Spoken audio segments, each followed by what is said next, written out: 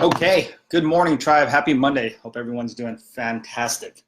Got a few questions here. Wanted to go over them with you. Thanks for sending me your questions.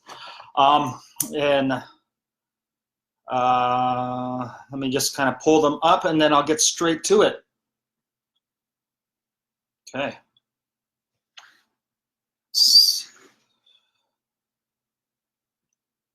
Okay, so let's go ahead and start with Robin's question. Robin, you asked me, hi, Paul, hope all is well. In a working environment, how would you recommend handling other employees who are clearly not supportive as team players?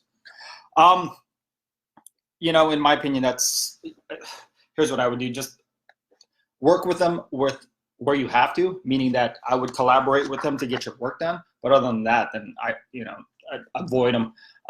There's really no point in working with people that aren't going to be supportive of you. If you are in a corporate or working environment, obviously you have a task that you have to do. So if you need this other person to collaborate with and to work with or to get your task done, then do that as a minimum so you can get your work done and kind of move on. But I mean, to establish a relationship with someone that's not supportive or someone that's not complimentary to you, that's just kind of a waste of time in my opinion. I was in corporate America for 15, 20 years, and if I wasn't getting along, no matter how hard I tried, there's just no point in it. It really is distracting to getting your work done and being productive at work. So again, short answer here is just deal with them, get your work done, and kind of ignore them because it's not going to help you at all. So that's what I would do, Robin. Thanks for the question. Let's go to the next one.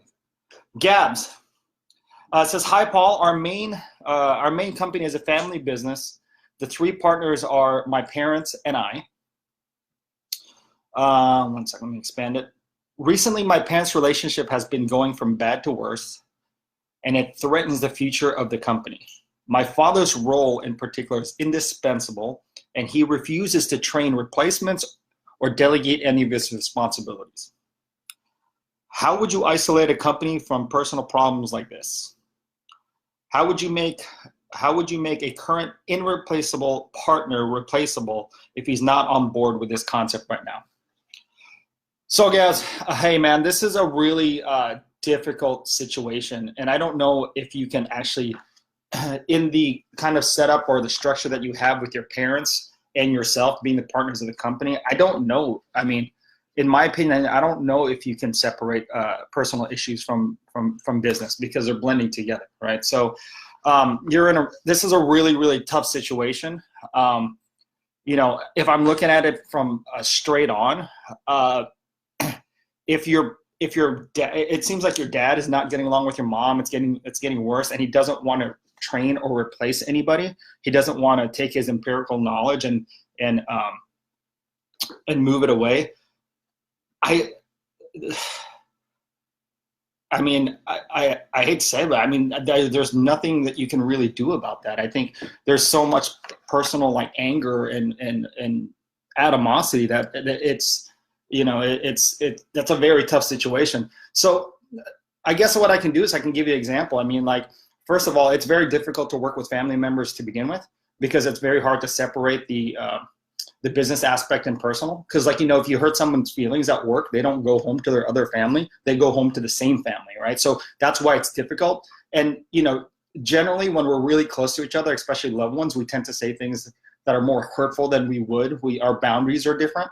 So, working with family by itself is really, really difficult. And if it's kind of deteriorated to this particular situation already, it might be a little bit too far down the pipe, right? So in that sense, how do you're asking me questions on how do you make him replaceable?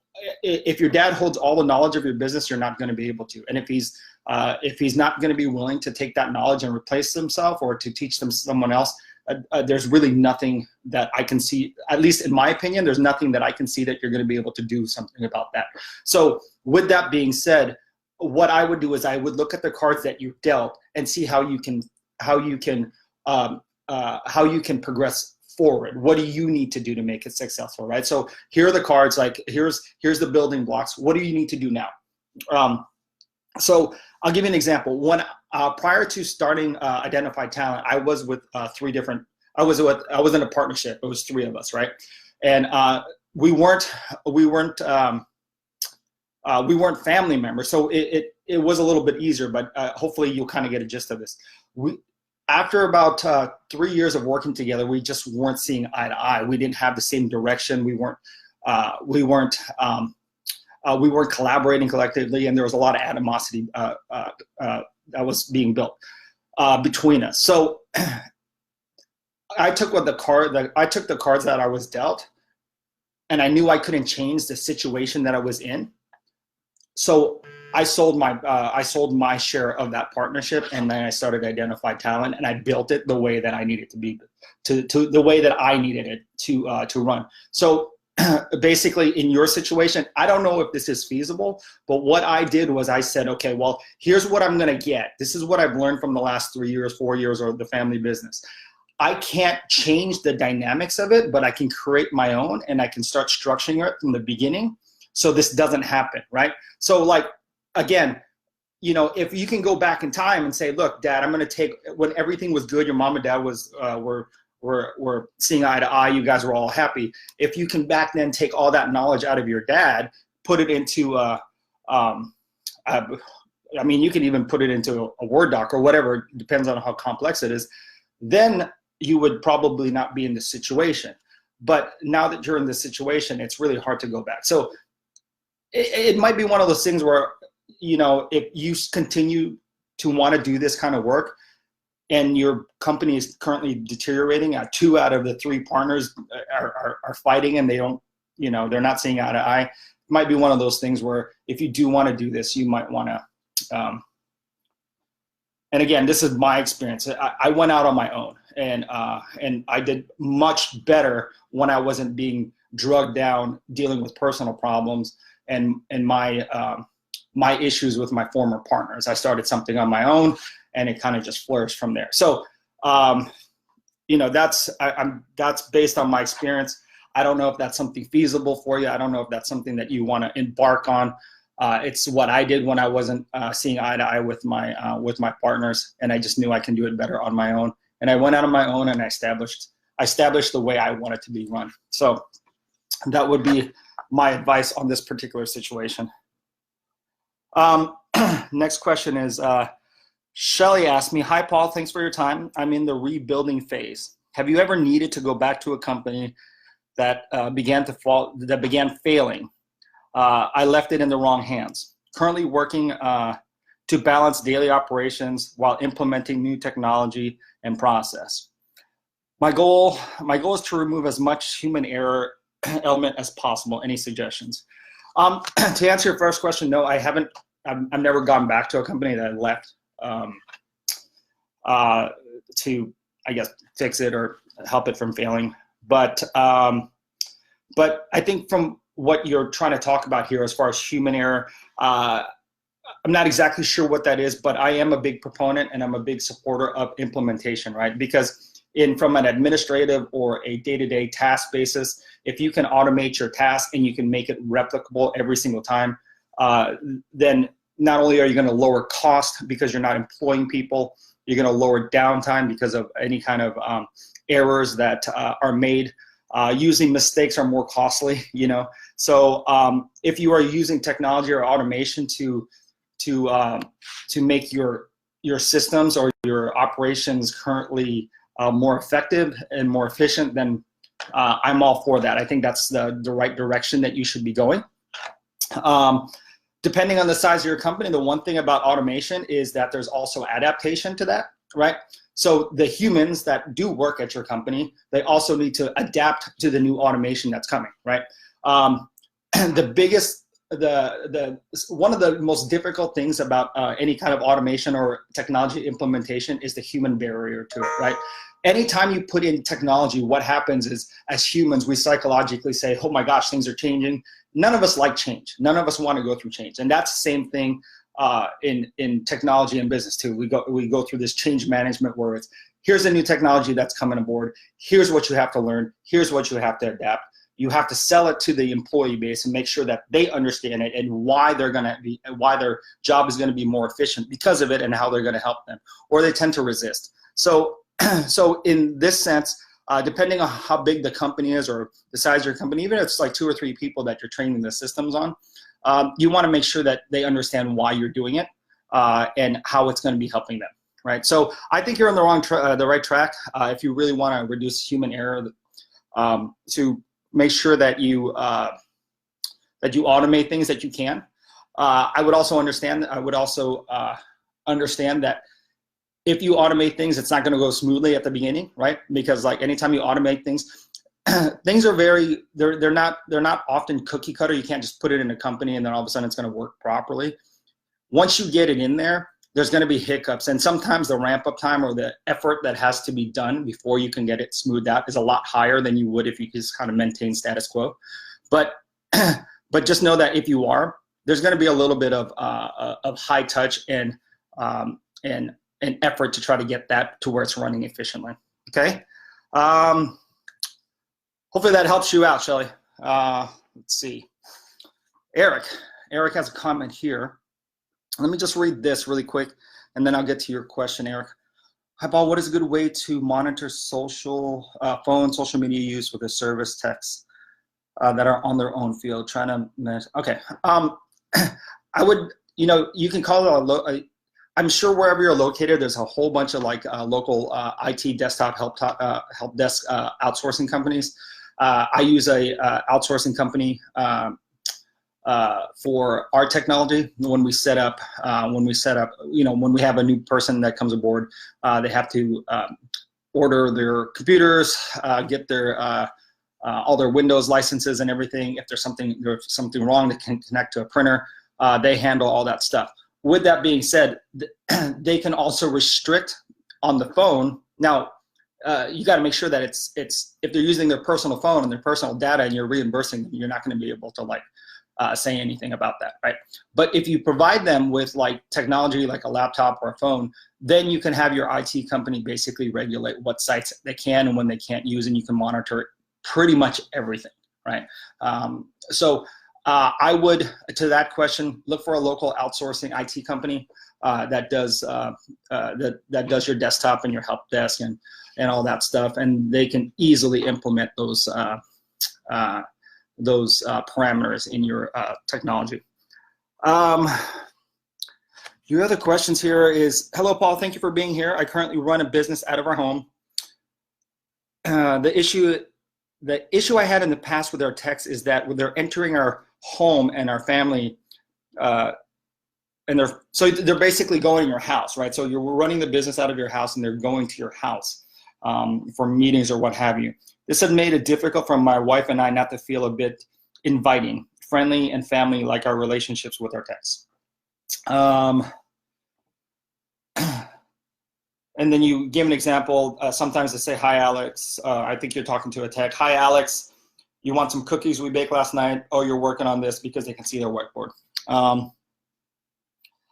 I would like to keep the relationship business. What are some guidelines that I might utilize in this situation to help keep the relationship of future techs and business not personal? P.S. Our office corner is our dining room area. Okay.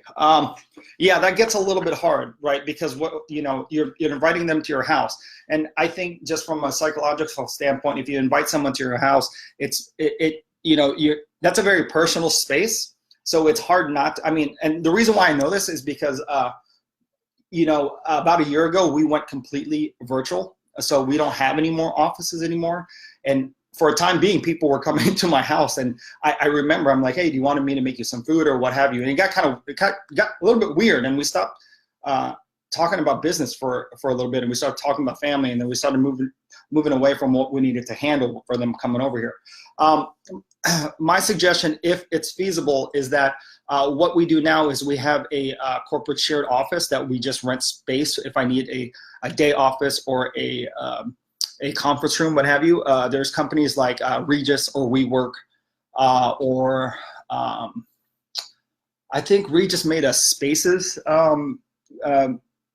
community thing. I think local hotels, if you don't have it, have a conference room. that you can book out from time to time.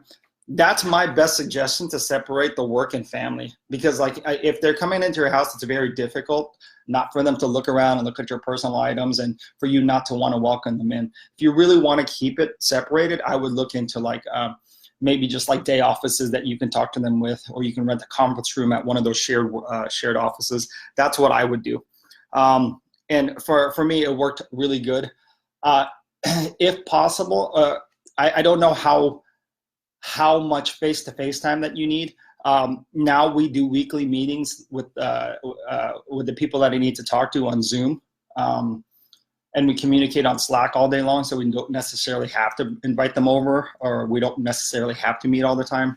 If it's one-on-one, I take them out to lunch, and we can talk there. So there's a lot of different ways to get around it, but you just have to find a place that's not in your house, because in your house is it's very intimate from a personal standpoint. Okay, so number 2 here. In search for new texts that do enter clients' homes. And let me just read that again, because this is actually a very important question. I read this one earlier. In searching for new texts that do enter clients' homes and sometimes personal spaces, is it important for us to background check for clean record and drug testing for future hires? Let me answer that one first. Absolutely, 1000%. If you are not background, I think it's good practice for anybody that has employees, because as an entrepreneur, as a business owner, it's not only our responsibility to grow the business and make sure that it's successful, but it's also our responsibility to make sure not only our clients safe, but also our coworkers are safe and we are safe, right? And one of the provisions that we do is we make sure we background check people, right? Because if you don't, and you don't have that, so if you don't have a background check policy, first of all, everybody that has employees needs to have a handbook, right? So that's just bottom line, you need to have that. And if you don't have that, you need to consult with an HR company to help you build a handbook, right? Because that's basically your guidelines on how you're managing your employee base.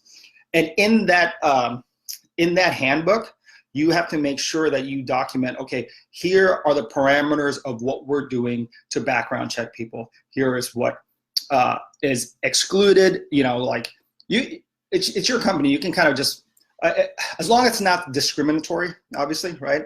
There's a Civil Rights Act that you can't be discriminatory against people's color, creed, or race, or pregnancy, or anything like that. As long as it's non-discriminatory like that, you can put like, okay, if you have a driving record or this and this and this and this, you can put that all in there to make sure that you put provisions, right? So in this case, you have people that are directly underneath you. I don't know if they're 1099 contractors, or I don't know if they're W-2s, but I'll kind of give you the scenario on both. If you have a W-2 employee and you're not background checking somebody and they steal something out of there, or they're inebriated, or they're intoxicated while they go over there and they break something, you're going to have a lawsuit on your hands. One way to make sure that you're protecting is just a step. They can do that regardless if you have a background check or not. But the one thing that you do need to do is you need to background check them to see if there's any priors. That way you can make the decision if they're going to go in there, right? So that's one thing that you need to do to protect yourself. If they're 1099 employees, then you have to make sure that they have their own insurance, right? So what's going to happen is if they don't, they're going to go to the whoever's contracting this person, and technically, we're supposed to have the deep pockets. They're going to go after you. So, it's a very long answer to your question, but I cannot state enough that you should. Anybody that has employees should be doing at least a criminal background search, right? Because it gives you an opportunity, if something happens, to say, I did a background search, it was clean, let's move forward. But if you're not, then you have a different lawsuit in your hand, okay? Then you ask, what are ways have you gone about getting this practice? There's hundreds and hundreds of background check companies out there. I would interview them both. So I use, we run, I don't know, dozens and dozens of background checks a month, right? So it could be a cost factor, it could be a customer service factor. We use CareerBuilder Employment Services or Employer Services. So CareerBuilder actually has employee services that we use. I used to use a company called Pre-Employ. We got a little bit big where they couldn't handle our volume. and also the Career Builder integrates with our system, so it's easy to just load the candidates and send them a background check from one system. There's Sterling background check. There's Accurate. There's HireRight. All you have to do is Google search and hit background check companies, and you'll get a slew of them that comes up. But again, I mean, I can't tell you enough how important it is to background check your people if you're working with, if you have employees. Okay, Marcel. Hi, Paul. Thank you so much for doing this. I am in the early years of developing a bikini swimwear line. I have been having issues finding, establishing relationship, and managing a team that can bring it all together so I have a final product to sell. In the early years of building this, what are things that I can do to help this process? Is it just going out there and trying things, or is there an easier path? I'm new to the industry, but I know I can make it successful. Thanks for your tips. So from what I gather about your question, it looks like you're in a product development stage. It looks like maybe you're designing or you're building or creating your swimwear. There's not a final product that's ready to launch. I don't know if you have the designs and you're ready to launch and you need to get manufacturing or funding to get that pushed out, or maybe all of the above, right? At the very beginning, it says that established relationship, managing a team that can bring it all together. I'm just going to assume that you need to get a team or something to get it launched out. Like I'm gonna assume that you have the designs already. You just need to get it manufactured and pushed out. One or two ways. The easiest way to, at this stage of the game, to get your product or service out is just pay someone to do it, right? So you're gonna have to fork over a certain amount of cash to make sure that it happens, right? So, you know, and that's usually what happens. In business, if you have a product or a service and you want to do something, you raise cash, you pay someone to do it, and more than not, they're going to do it because you're paying them to do it. But you also have to make sure that you have the right vendors or the right people in place that you're paying that executes whatever product or your bikini line, right? So easiest way is to make sure that you're paying someone to execute and making sure that you can get whatever designs that you have to a final product that you can mass distribute. The other way, which I don't know, I tend to hesitate to say this, but the other way is to try to bring, and again, I'm reading into your question, and I'm hoping I'm understanding it correctly, but is to get partners, I guess, that have that product experience, right? Or someone on your advisory board to help you get that experience to develop your product, if that's what you're asking. And generally, if you're bringing somebody in, then you're going to be giving a portion of your business to them or a share or what have you. So, but that gets kind of dicey, especially like, I mean, I might be a little bit different from everyone else. I just don't recommend people, if you have an idea, I don't recommend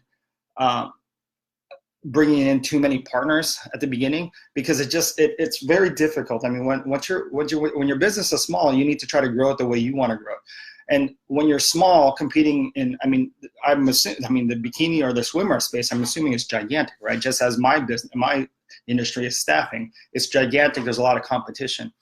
The only difference between us and those big guys right now is that we can remain nimble. The more people we put into our business, as far as partners, as far as the relationship, as far as managing a team, then you don't become as nimble, because then you have a bunch of people that you have to make decisions with, and sometimes they don't agree. So if you can, again, the short of it is pay someone to get your product out there, right? Find some vendors and pay someone, unless you have someone that you trust to go into partnership with, right? So hopefully that helps. All right, we're going to our last question here. It's from Kimberly. Kimberly says, I have been collaborating with another doctor of natural medicine to create a webinar to serve corporate workplace and HR. This is my first webinar. Number one, what tips can you provide us to make this a fantastic tool in our marketplace? Number two, how do we decide the price tag for our webinars? We each have almost 20 years in our fields and 4 years combined. Thanks for enlightening us. Thanks for being awesome, Paul. Well, thank you for being awesome, Kimberly. So let's go to number one. What are the tips that can provide us to make this fantastic tool in a target marketplace? So that's cool. I like what you're doing here. From a corporate workplace and HR. So corporations now, right? We have this incredible amount of healthcare costs, right? And when I mean, you can go out and study how much it affects the bottom line in revenue when employees are sick and they're not well, and when they take time off, or when they are at work and they're not operating at their full efficiency, right? I think all of us know that if we get on a healthy workout regimen, or we feel good about ourselves, we're just more productive, period. Rather than when we're eating crap and we're not exercising and we're, I don't know, putting the wrong things in our body, then we feel like crap. We're not as productive. So corporations are really trying to maneuver into that because they're really seeing how it affects the bottom line from a revenue standpoint and an efficiency standpoint, right? So the reason why I'm saying this is one of the tips and one of the great selling points is if you can gather that data, right? And whatever webinar, I'm not sure, and I'm just assuming it's a natural medicine and it's wellness, right? So I would really take that data and really help, because at the end of the day, when you're presenting to HR or a corporation, they want to see how everything's going to affect the bottom line, right? They're not just going to do it because they want to incentivize the employees. I mean, as much as we want to be, utopian and everything, corporations don't run that way. They want to know how it's going to affect the bottom line.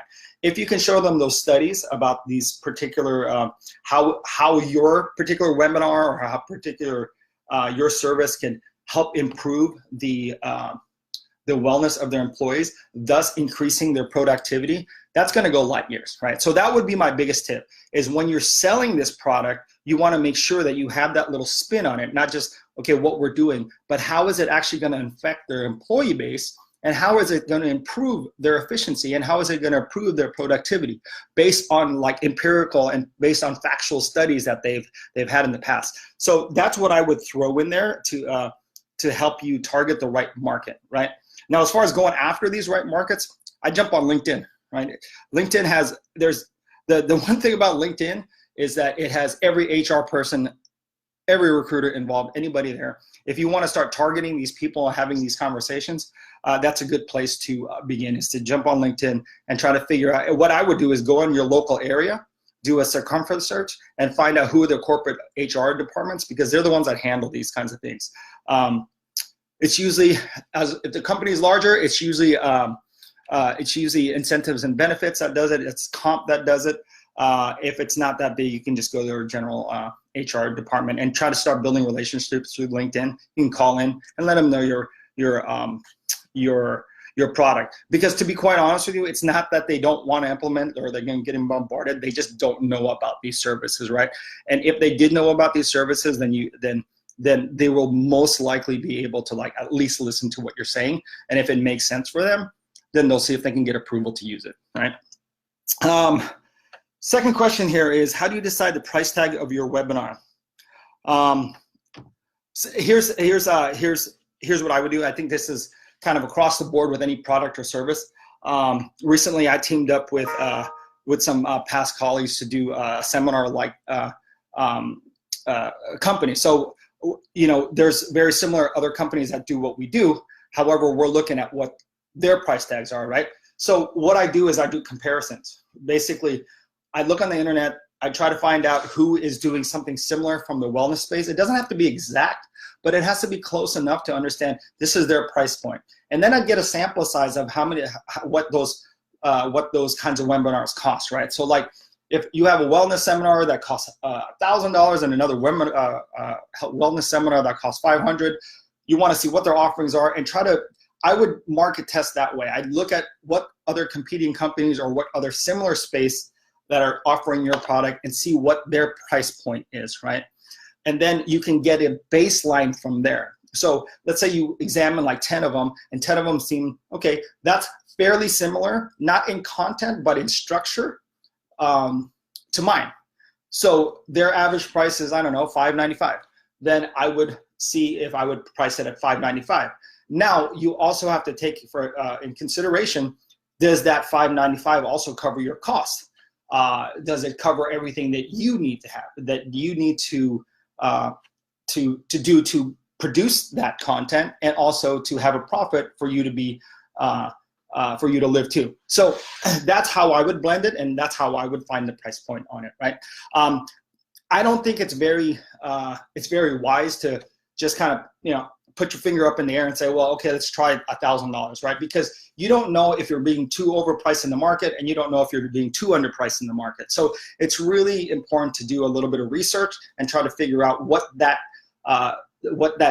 sweet spot, what that number is for you, not only based on your experience and what kind of content you have in your webinar, but also based on what's yielding in the market, right? So it's, just a quick example, it's like real estate market. You look at your local real estate market and they give you comparables, right? So like you're selling your house, or you're trying to buy a house in a certain market, they're gonna give you comparables. That's what I would do, is just trying to get comparables to try to figure out what you're gonna price your house at, or what you're gonna price the product at, okay? I think that's it, guys. Other than that, I think we're done. I think we got this done in just right above 30 minutes, so that's really cool. That's it. If I missed any of your questions, feel free to post it on the wall on the group page. I'm trying to get a lot better at getting back on that wall. I'm not always on Facebook, so tag me. I'll do my very best to get it back, or you can ask me in the next mentor session. But other than that, guys, I hope you have a fantastic week. Yeah, just keep on rocking. Keep on rocking. All right, guys. We will see you later.